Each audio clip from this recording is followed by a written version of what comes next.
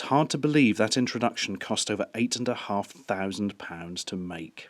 Anyway, yes, as you have probably guessed, we are riffing on Doctor Who, and if you are not aware of Doctor Who, it is a very long-running British science fiction television series. And I mean very long-running. They've produced over 780 episodes of it. It started in 1963, ran all the way up to 1989, disappeared for a while, came back in 2005 with an immensely popular reboot which is still ongoing. And also there was a TV movie in the mid-90s that was very disappointing. Basically, it's quite heftily ingrained into British culture with familiar iconography and ideas in it because it's just been going on so long and it's always been so popular. It is locally your one-stop shop for weird ideas, unconvincing aliens, and serious pacing problems. But anyway, we are looking at the strangely generically named Doctor Who LCD Adventure Game. And here it is. Let's turn this over so we can see it in the right angle. There is the Doctor himself. This is from a couple of years ago when the Doctor was portrayed by David Tennant, who is a Scottish actor. Hello, David Tennant. I remember you in that thing where you were mentally ill and Ken Stott was there and you were running a hospital radio station. That was very good. Do you remember it? Nope, he's not saying anything because he's just a picture. These actors, they've got no manners. Right, an adventure-style game where you make the decisions. Multiple levels of play. Detailed TARDIS case front. Great. It's probably not good that one of your major bargaining chips to get us to buy this thing is that it looks like a TARDIS on the case front. Features: play as the Doctor, travel to different planets and encounter familiar foes. A mix of puzzles, mind games and physical tests, like any relationship with a woman. Actually, physical tests, how is that going to work? Perhaps the packaging's really hard to open. Right, what's on the back? Boring things, who cares? Let's have a look inside. Now, eagle-eyed viewers, and viewers who like emailing me complaining, will recognise this. About a year ago, I reviewed something called a pack buster from Poundland, and this was the pack I tried to bust with it. And as you can see, it didn't even go through the plastic, it is rubbish. And then I said, I will review this Doctor Who thing soon, but I didn't. I'm only doing it now, which you may be aware of. The reason I didn't is because I lost it. Turns out it had fallen behind a wardrobe. I've found it now. Packaging got damaged, but the actual device itself looks fine. Although it's just occurred to me, the batteries have been in it for over a year, haven't they? That may not be good. Oh, there'll be modern alkaline ones. It'll be fine. If not, it'll be a very short review. Right, close it up. Yes, it looks like the TARDIS. The TARDIS being the Doctor's magical space-time flying machine time-travelling box thing. It's very confusing. It's like an alternate dimension or something that is actually just reached by going into a small police public call box, and then you go inside and it's like really big and there's all these different rooms, but you never see any of them because that would be expensive. What's on the back? A switch and some batteries. Simple enough. Well, yeah, it does. It is really nicely sculpted on the front. Look, it's even got wood effect. That's definitely a TARDIS.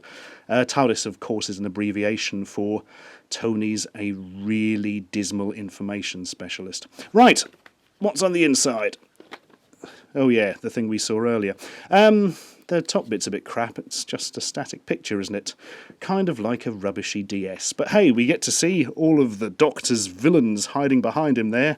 We've got the Daleks, the Cybermen, the Rhino Police, Cubone, Spaghetti Vomiter, Uncle Spiky, Horseface Charlie, and Wolfie Jeff.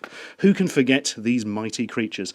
And, well, we've got 3 buttons marked with completely meaningless symbols. We've got a D-pad. We've got an LCD screen. We've got a button. No idea what that does. Appears to have 3 settings. Probably have to turn it on first. Let's turn it on then. Oh yes, something's happening. Oh, that's like darkness settings or contrast or whatever they call it these days, I think. Oh, I was getting into that. Anyway, give me a few seconds to adjust the lighting and the camera, and we shall see what this thing's like to play. Right, this is as good as we're going to get it, I think. Let's turn it on and see what happens. Oh yeah, the same thing as last time. Theme music, boodly boop, boodly boop. It's all very pretty, far nicer than things I usually review, certainly. As it probably cost about 40 times as much, that's fair enough. Right, new game please, Bob. Oh, Into the TARDIS, into the control room, past a silhouette. Things are flicking about. It's very confusing already. What's happening? Ah, here we are. We have the Doctor, the TARDIS, the location, the enemy, and option.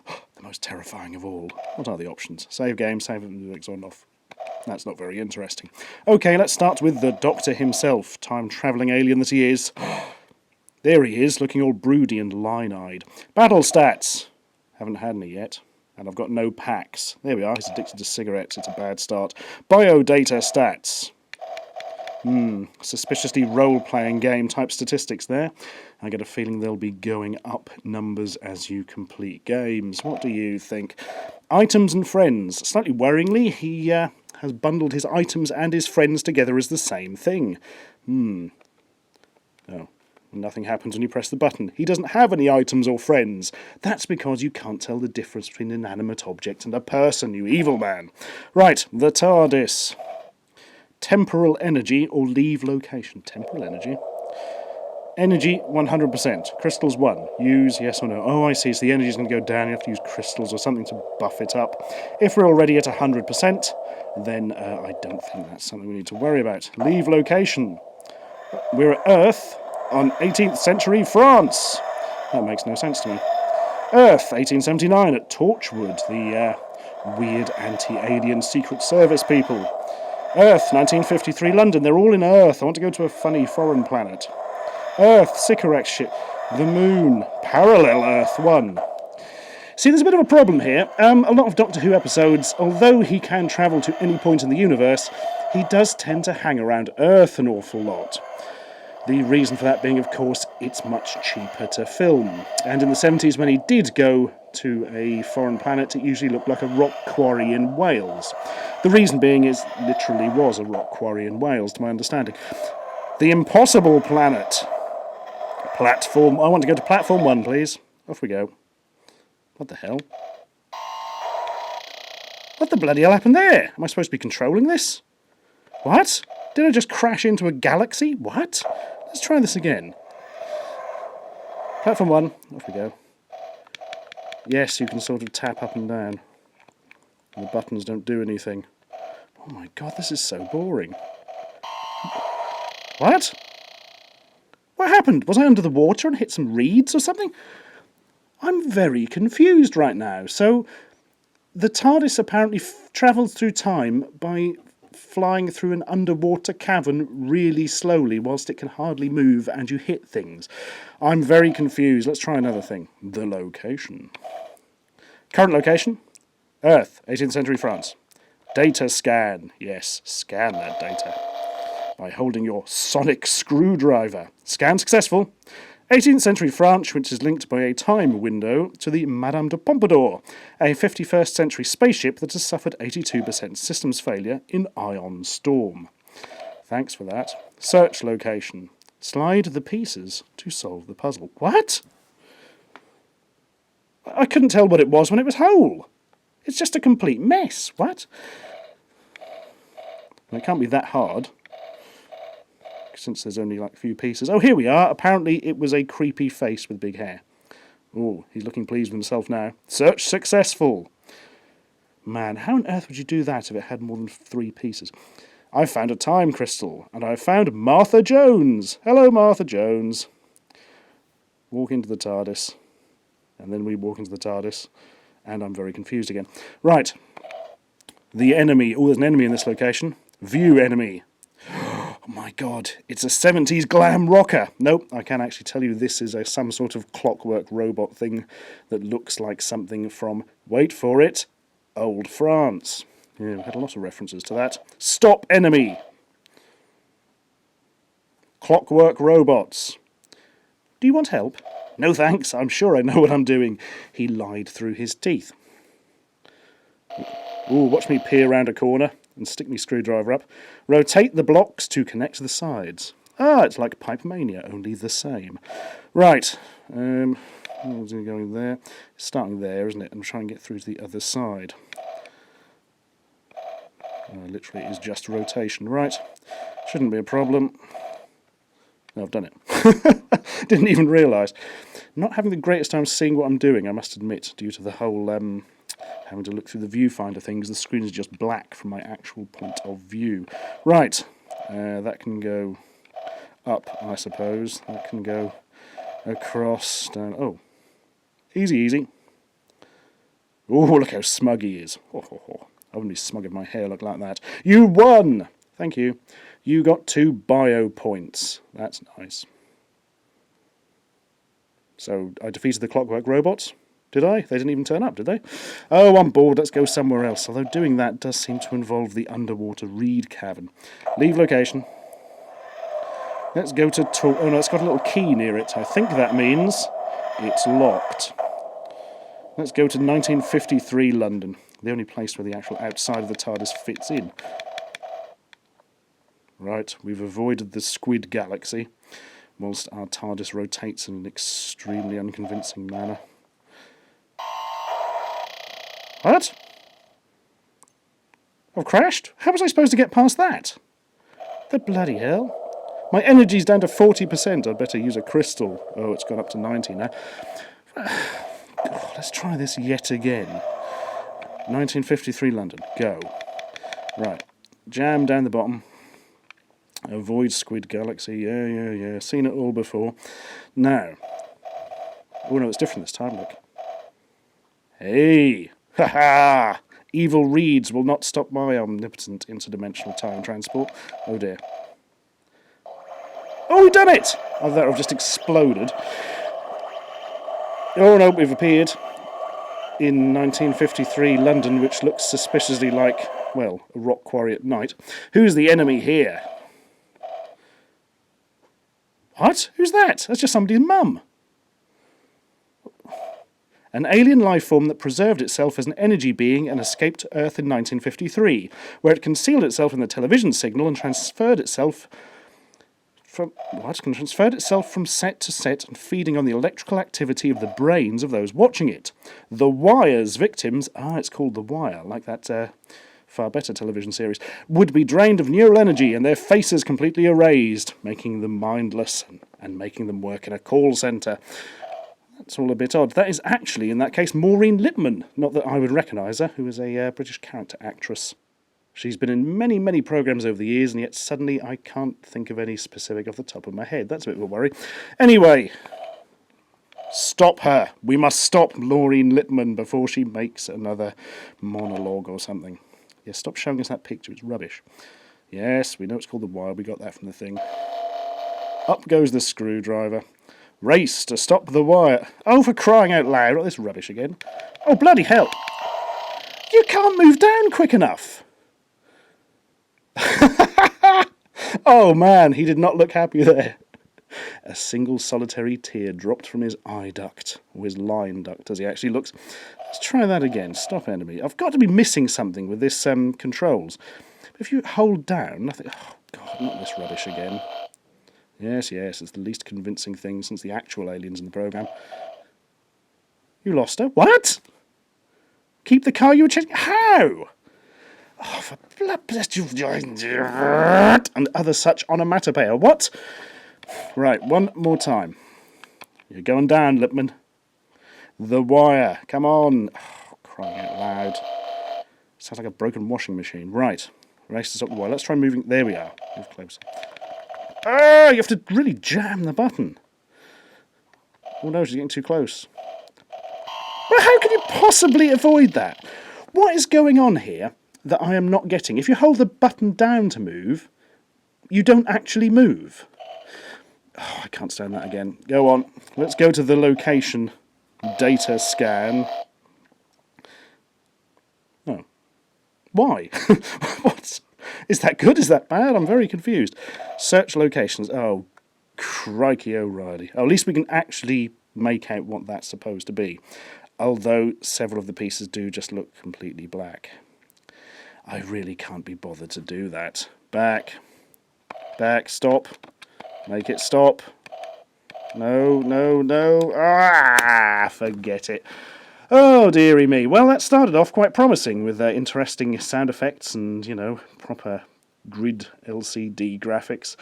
But then the game itself basically involves flying your stupid clunky TARDIS which refuses to move up or down, and is pointless anyway because it can disappear completely and then reappear at any point in time and space, so why the hell would you fly it along behind a bloody taxi? And also, if the wire, as Maureen Lipman's character there was described, is some sort of thing that lives in television sets and eats people's faces, why is it in a bloody taxi? How can you hail a taxi if you're some sort of alien consciousness that lives in some kind of TV signal? Where would it keep the change to pay it afterwards?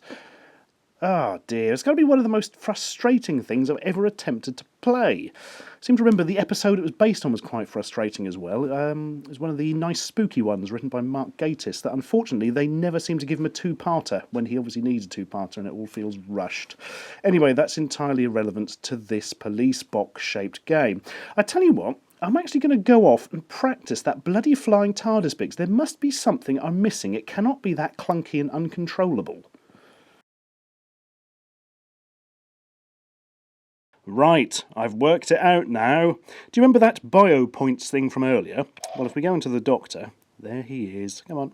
Biodata stats. It turns out I hadn't realised you got some bio stat points, 10 of them in fact, to start with. And you can put them into body, mind, strength and agility. And I've added some extra ones now that I won from the games. And when you actually put these points into the Doctor's weird characteristics that are somehow defined by an integer, then suddenly it becomes a lot easier. And indeed, catching the taxi was trivially easy after that. And it still wasn't very interesting.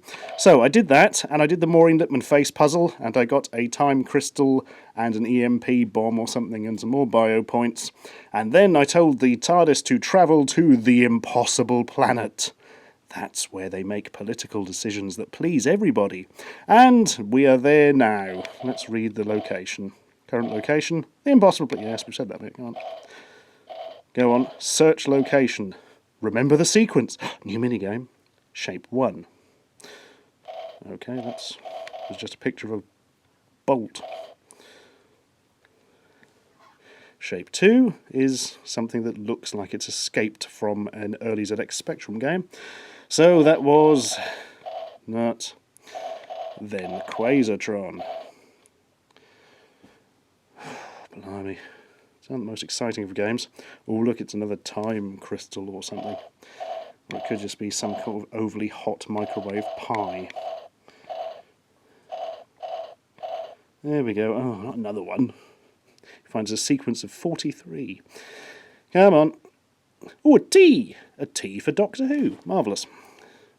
It was that one, and that one, and that one, and that one. Oh, for crying out loud, come on.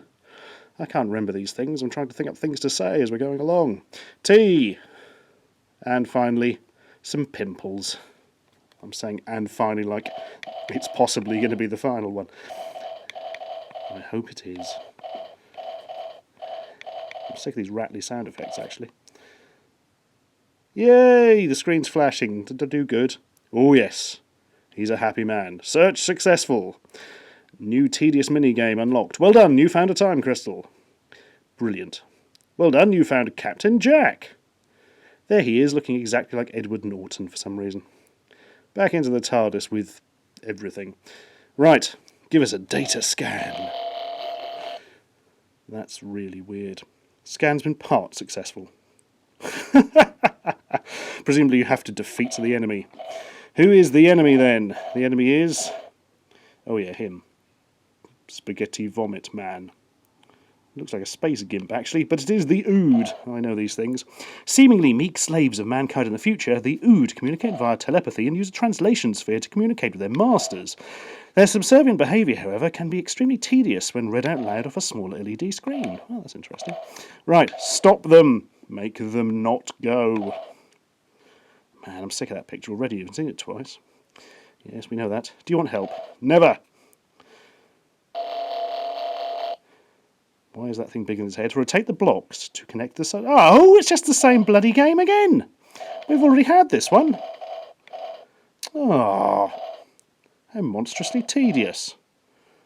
Go on, we'll do the first one then. Well, there seems to be something of a shortage of minigames. I suppose on the plus side, it wasn't that bloody one where you fly the TARDIS again. Oh well, there we go. I can see that being an interesting toy for a very patient child who only wants to be entertained for a very short period of time. I kind of hope it wasn't too expensive, but I've got no idea. It was donated to me well over a year ago, and frankly, I can't remember what happened 18 minutes ago. And so, in conclusion, I think that device is less Doctor Who than it is Crime Traveller.